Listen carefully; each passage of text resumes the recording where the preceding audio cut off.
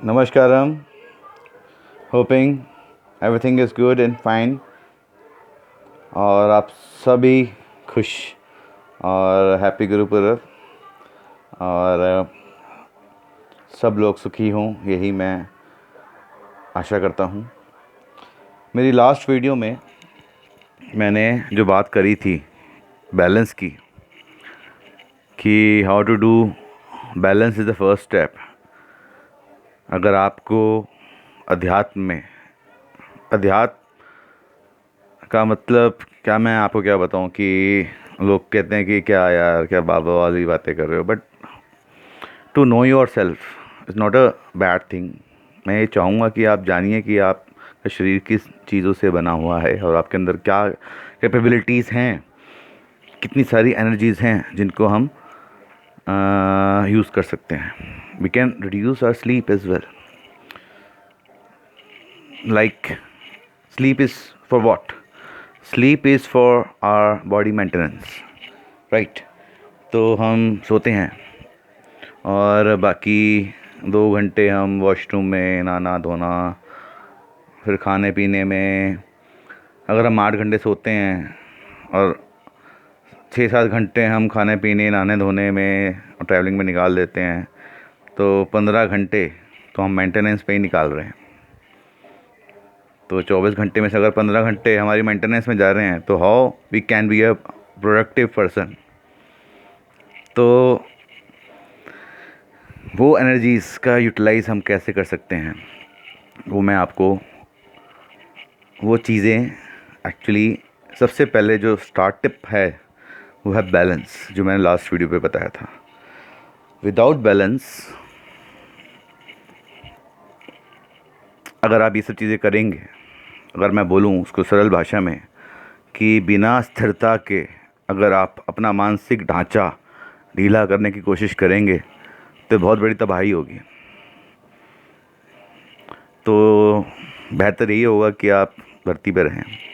अगर स्थिरता नहीं है तो पर्वत पे चढ़ना मुश्किल है, आप गिर सकते हैं, वहाँ से गिर के मर सकते हैं। तो इससे बेहतर है आप ज़मीन पे रहिए।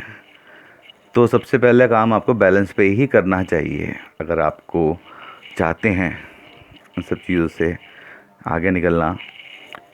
तो बैलेंस मैंने बताया आपको कैसे करना है, लास्ट वीडियो मैंने बताया। और फिर भी एक और सरल, बिल्कुल इससे सरल कुछ भी नहीं हो सकता कि बैलेंस के लिए, कि अगर आप सिर्फ़ और सिर्फ कुछ भी चीज़, कोई भी अणु, यू नो व्हाट अणु इज़ अ एटम।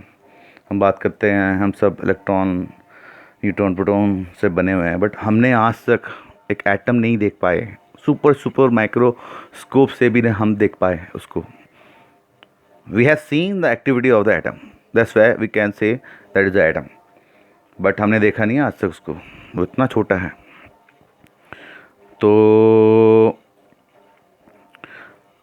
बैलेंस के लिए बहुत सिंपल, स्थिरता के लिए एक चीज़, अगर आप बैठ सकते हैं, चाहे आप सुखासन में बैठिए, चाहे वज्रासन में बैठिए, और कोई भी चीज़ अगर आपके सामने है, कुछ भी मान लीजिए, कोई भी वस्तु, कोई भी आपका प्यारा बच्चे का फ़ोटो, आपकी बीवी हो सकती है, कोई जानवर हो सकता है, कुछ भी हो सकता है, उसकी तरफ आप देख के सहज भाव से हाथ जोड़ के 15 से 20 मिनट अगर आप बस देखते रहिए, हंसते हुए, मुस्कुराते हुए, बिना हिले डुले, तो इससे क्या होगा, आपके अंदर स्थिरता बढ़ेगी, बैलेंस बढ़ेगा इससे आपका। तो मैं चाहता हूँ ये आप करें पहले, वो सब चीज़ें करने से पहले। तभी मैंने आपको बहुत सिंपल चीज़ें बताई हैं। अंदर की चीज़ें मैं आपको अभी बताऊंगा भी नहीं जब तक, क्योंकि आई नो कि जिसने भी मेरे ये वीडियोस देखी हैं उनमें से अगर 80% लोग भी अगर ये काम कर रहे हो तो बहुत बड़ी बात है। मेरे ख्याल से 20% ये लोग कुछ कर रहे होंगे, कर रहे हैं तो थैंक यू सो मच, और जो नहीं कर रहे हैं प्लीज़ कीजिए, क्योंकि मैं बताऊंगा इसका एक रीज़न। तो एक कहानी सतगुरु जी की सुनाता हूँ कि सतगुरु जी इसी के एग्जाम्पल पे, स्थिरता के एग्जाम्पल पे, कि हमारा जो विचार और अनुभव कितना बड़ा काम करते हैं। हम विचार और अनुभव के ऊपर ही जी रहे हैं। हम इसको ज़िंदगी समझ रहे हैं, ये ज़िंदगी नहीं है। ज़िंदगी इसके अंदर है, जितने आयाम हैं जिस शरीर के अंदर, ये है ज़िंदगी।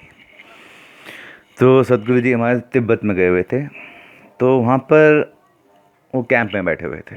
तो एक आदमी चीनी मिट्टी के से बना हुआ एक चाकू वहाँ पे आता है, शायद आपने देखा है कभी, मैं भी शायद नहीं, मैंने भी नहीं देखा।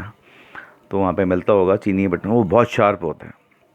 तो वो कुछ काट रहा था, वो कोई बड़ा आदमी था, कोई बच्चा नहीं था कि भाई इसको नहीं पता कि चाकू कैसे चलाते हैं। तो वो सब्जी काट रहा था, तो उसकी बीवी बोलती है, वाइफ बोलती है, ये बहुत तेज चाकू है, आराम से ध्यान से काटना।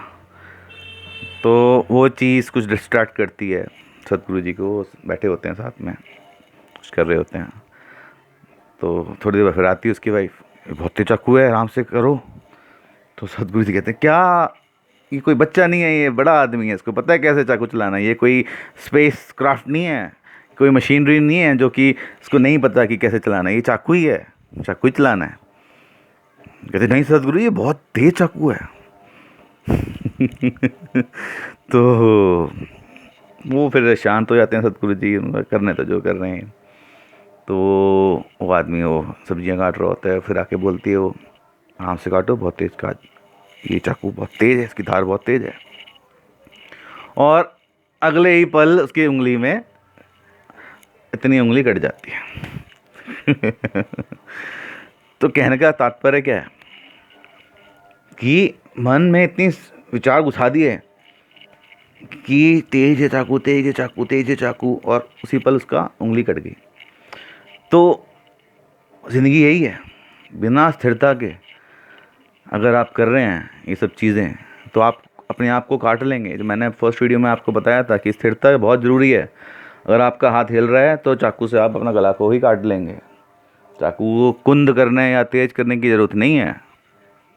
ये चाकू हमारा दिमाग है, ऑलरेडी तेज है।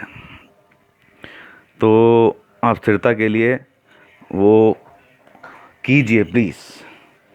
तो मैं चाहूँगा कि आप ये करें।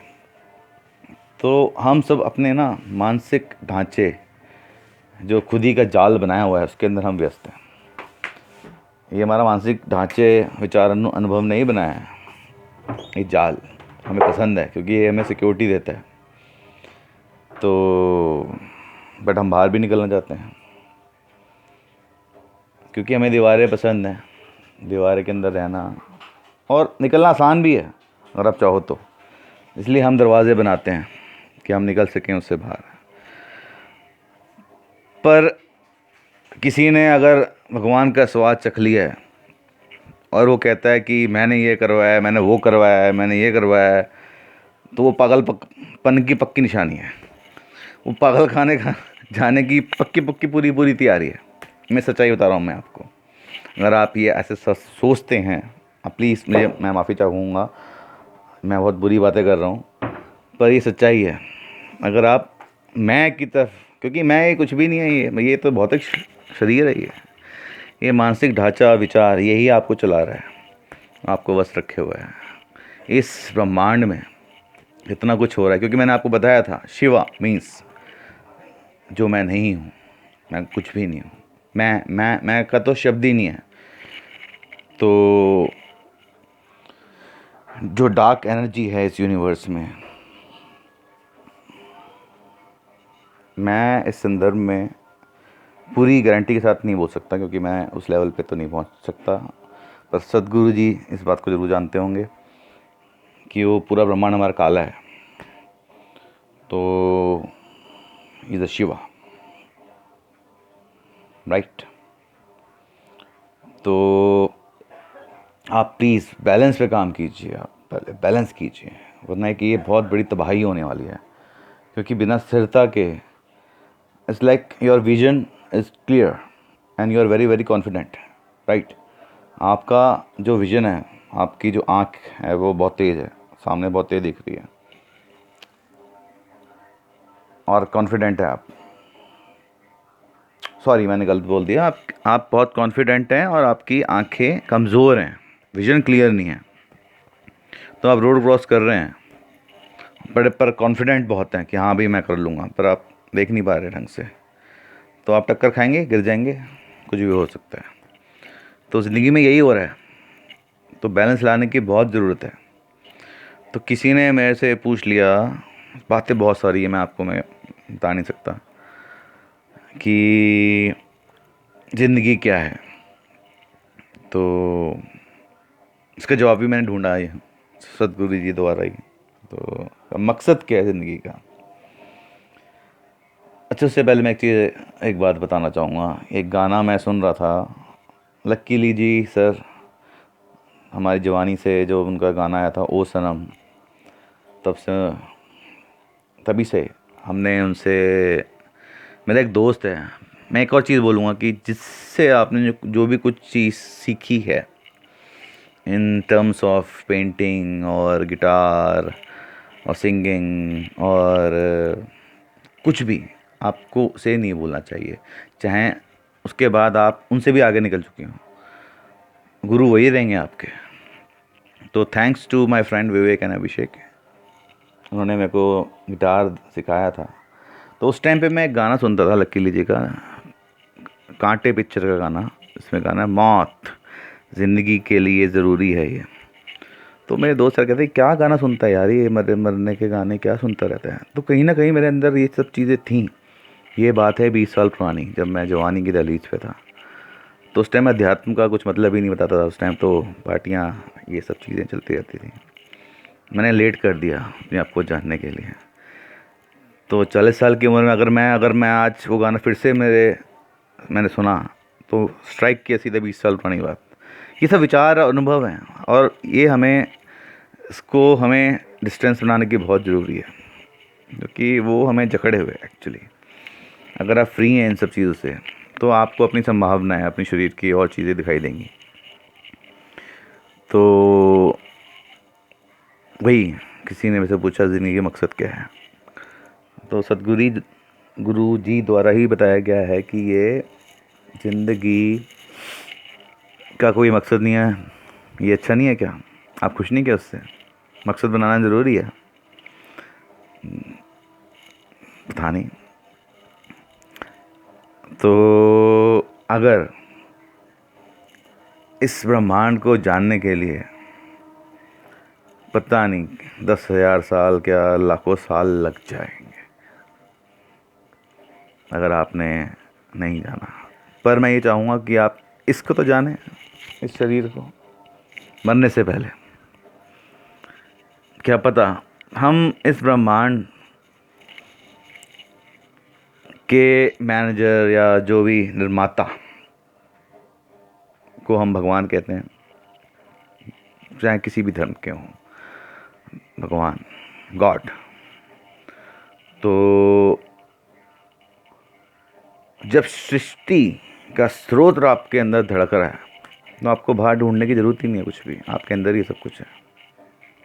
क्या पता भगवान को पता ही ना हो, इतना बड़ा ब्रह्मांड, उसके अंदर सोलर सिस्टम, उसके अंदर एक छोटा सा पृथ्वी, उसके अंदर एक छोटा सा देश, उसके अंदर छोटा सा सिटी, उसके अंदर छोटा सा घर, उसके अंदर मैं बैठ के, क्या पता उनको नहीं पता हो कि कोई मेरा अस्तित्व है या किसी और का भी।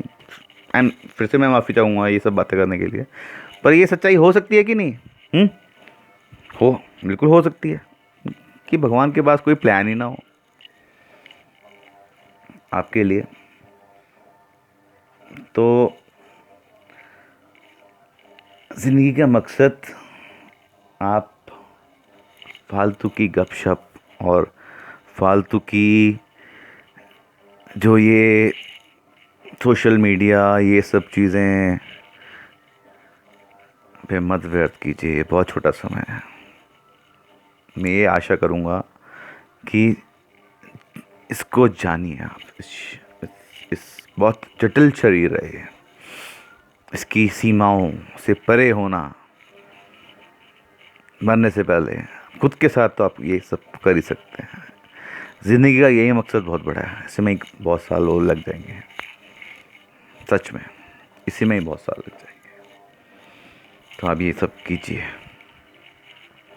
ज़िंदगी को समझिए। ज़िंदगी पूरी तरीके से जीने का मतलब ये नहीं कि आप पार्टी कर रहे हैं रोज़ रात को उसका मतलब ये नहीं है। ज़िंदगी का मतलब पूरी तरीके से जीना खुश होके ये है कि आप किसी चीज़ से अछूते नहीं हैं, कि आप कुछ रह नहीं गया कि आपने जो जान नहीं पाए अपने शरीर के अंदर, कि मेरे अंदर इतने सारे आयाम हैं दिमाग के, मेरे इतनी सारी नाड़ियाँ हैं, वो कैसे कितना हम कुछ कर सकते हैं, कैसे हम कुछ चीज़ें देख सकते हैं।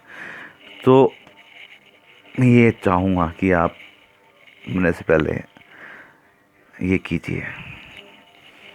इसमें बहुत साल लगने वाले हैं और ये ज़िंदगी का मकसद बहुत बड़ा है, ये बहुत काफ़ी मकसद है आपके लिए। इसी के साथ आप सबकी खुशियों के लिए प्रार्थना करते हुए आपका आभारी मनीष दयाल। जय सतगुरु जी, नमस्कार।